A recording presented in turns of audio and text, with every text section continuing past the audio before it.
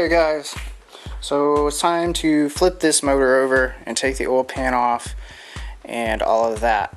Once that and the oil filter and the motor mounts are off, you can take this off and set it on a table, and that way you can put your new block on your motor stand, which is how I would suggest doing it. First thing you're going to do to get this oil pan off is remove the dipstick tube, which probably by this point has already come out anyways. And then the next thing is there's, I don't know, 14 bolts, something like that. 1, 2, 3, 4, 5, 6, 7, 8, 9, 10, 11, 12, 13, 14, 15, 16, 17 bolts around the lip of the oil pan. You're going to take each one of those off. They're 10 mil. I'd suggest using a 10 mil and not trying to use a Phillips. And then the best thing to do, depends if you're planning on reusing your short block or not, but is you just kind of want to start trying to pry underneath the corners on this thing, and you'll hear there's RTV underneath there, and it'll just kind of pop loose. I've already popped this one loose, and then I forgot to start filming, so I'm coming back to start filming. You're going to pull this guy off, set it somewhere, and one thing I do want to touch on about oil pans, if you don't have one of the oil pans that has this knockout, if it's just the flat bottom like the old WRXs, I would highly suggest changing that out, because that just kind of gives you a little bit more volume or height in the bottom of this thing that'll keep your motor from starving from oil. So the next thing you're going to do, here's your pickup tube, and this is your baffle. I know IAG and there's another company that make Killer Bee, make the oil pickup tubes, and they're a lot nicer than the OEM one. However, the OEM one isn't bad. However, there is where they brazen right here is pretty prone to cracking. So you want to make sure that if you are going to reuse this one, that you inspect it and make sure. And then it never fails. There is always gasket material or pieces of metal or whatever sitting down there. You see, I've got a little bit of metal in mine. So that being said, I'll probably get a new one. I don't know, you can sometimes clean them out enough with a magnet or a parts cleaner to not have to worry about it, but we'll find out. So we're going to take this pickup tube off. It's these 3 bolts, 1, 2, and 3. Same if you were going to install it. And there's a O-ring under here that you definitely want to replace when you remove it. And then also we're going to take this baffle off, and that'll give us a chance to kind of look at the block a little bit from underneath, and see what actually failed, hopefully. I don't know, I still haven't found the failure point on this guy. The other thing you're going to need before you put your motor back together is the O-ring that goes right here, where your oil pan seal is. You see there's an O-ring right here, and this one is actually just cracked. So they get hard and brittle, and you definitely want to not have that happen. So get a new one. You don't have to replace all the gaskets, but and then you're going to want to clean this as best as you can. And I would even suggest cleaning the outside, just in case your new motor starts to leak somewhere. You're doing a lot of stuff, so it's not a bad idea to just clean it up, clean everything as much as possible. So if you do have a new oil leak that occurs, you can identify it pretty quickly. The other thing I did want to mention that I hadn't mentioned before is there's a key that sits in between here. It's a little half moon looking thing. This guy, and that just sits in there like that. You want to make sure you pop that out, and you can just take a screwdriver and a mallet and just knock into this little slanted part, and it should come free.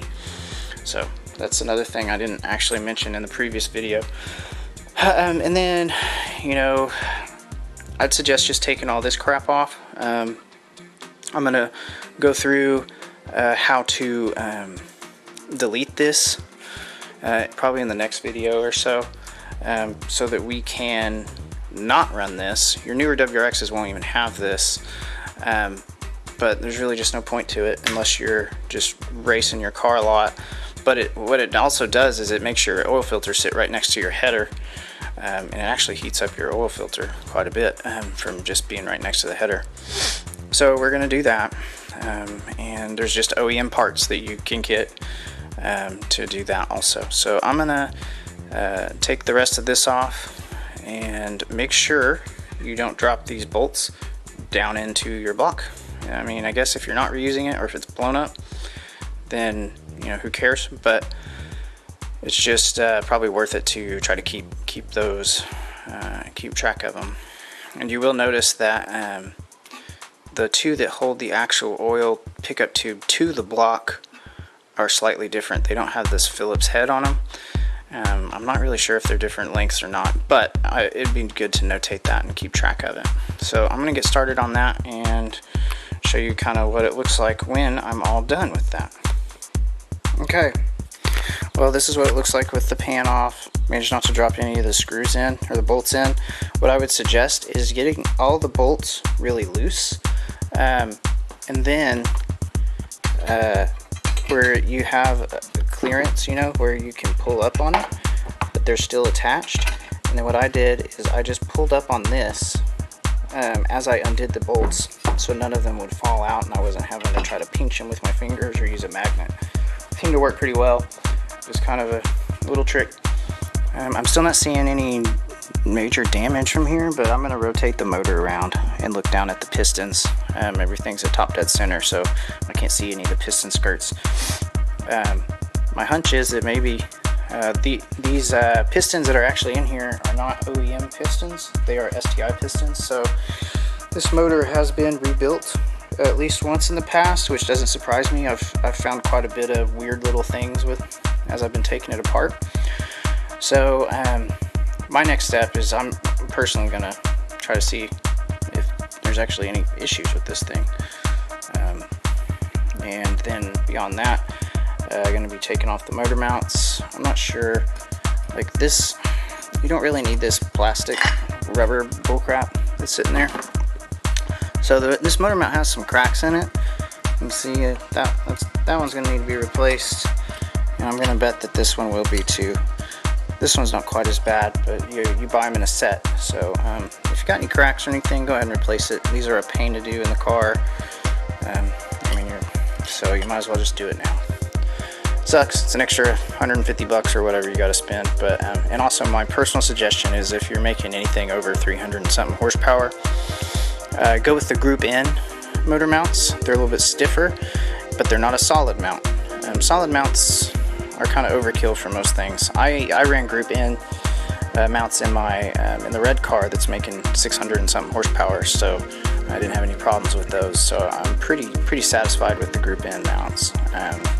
But you know, teach your own. If you're just putting this thing back together and going to make south of 300 horsepower, these are about the same mounts that go in the STI, and there's really no point into upgrading mounts unless you just want to do it. So anyways, that's that. It's kind of a short video. If I find something obvious, I may point that out. But all right, let me know if y'all have any questions. Oh, also, yesterday I took the housing off for the thermostat, just in case you want to see what that looks like. This guy sits in there. I have that backwards. I do have that backwards. Disregard that.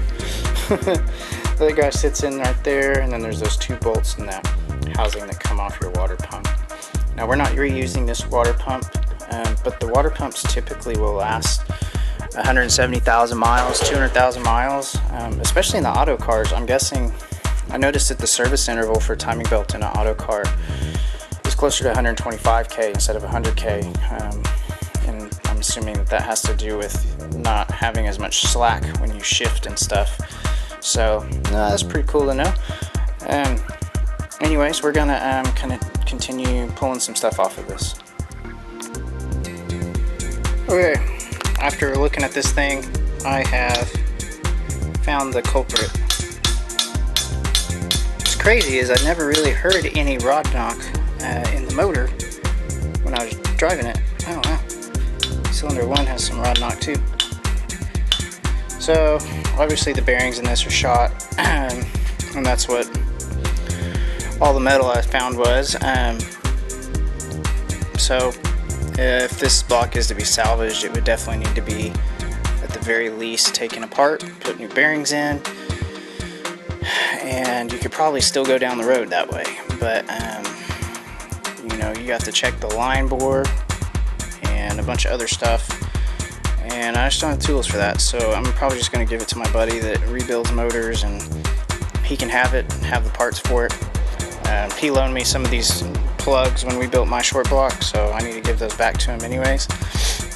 So we'll just leave it be. There's no point in taking it apart any further, other than, you know, I still have some hoses on top and stuff that I need to get, but I'm gonna wait until I get all my gaskets for the new block so that I can switch everything over and put it exactly where it goes, because there's some hoses that you have to put on after you put on certain things, and it's just easier to do it all in order. So that's where I'm at. I'm about to probably get to the point where I'm going to take this off the motor stand and put the new block on and kind of start fiddling with it a little bit. So I need to get some more parts cleaned up, oil pan and all that, but that's most of the disassembly.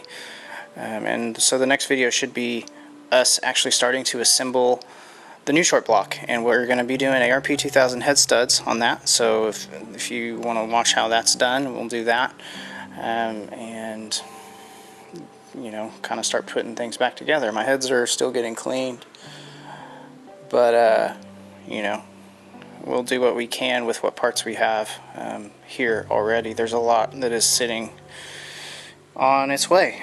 The COVID stuff seems to have slowed down some of the shipments from getting here. So we'll do what we can, and I'm going to still try to keep pumping out these videos for you guys. Like I said, you know, I'm sure most of y'all know how to take an oil pan and an oil baffle off, but there's some people out there that have never seen it before. And it's not that intimidating of a job, and it also is a job that you can do in the car. If you need to, you can do this in the car. You just have to take the motor mounts, you have to disconnect the motor mounts, and then you have to jack up the motor. I would suggest the header would be running right here, so if you can put a jack on that header, you can jack the motor up, and then you can actually get clearance to get to all this stuff. These back bolts are the hardest, and you'll need a kind of a swivel on a 1/8 inch drive, but you can get there no problem. And I was correct, the 2 bolts that hold the oil pickup tube in are actually slightly longer than the rest of the bolts. These are them, and then these are the rest of the bolts. So you definitely want to make sure you don't get those all mixed up. And typically what I've been doing is just putting bolts back in where I find them. And so I'm going to work on getting the gasket material off of this oil pan and getting it cleaned up a bit before I do anything else. There's still some metal chunks in there. And this thing's already been cleaned out once, so you can see that there's, you know, definitely a reason to rebuild this thing. I was starting to get worried that, you know, this was metal left over, and so make sure you do that. Make sure you get a new O-ring for that guy, and we'll continue. And it's also not a bad idea, if you are going to reuse the pickup, get a new O-ring for that guy also. That's your old pickup tube. So, alright, thank you guys for tuning in. It's always fun just to do this kind of stuff, and actually kind of motivates me to get out here in the heat and do it. So if y'all have any questions, as always, thank you for tuning in with me, and we will start assembling this thing in the next video. Thank you guys.